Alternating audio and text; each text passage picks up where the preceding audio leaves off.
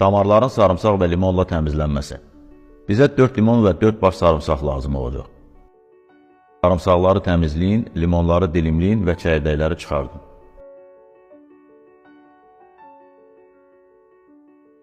Sarımsaq və limonları ət çəkən maşınından və ya blenderdən keçirin.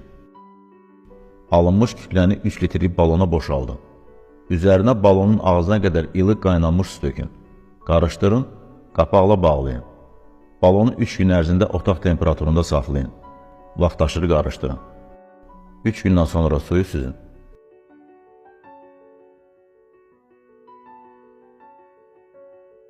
Gündə 3 dəfə bir xörək qaşığı olmaqla yeməkdən 30 dəqiqə sonra 1 ay ərzində qəbul edin.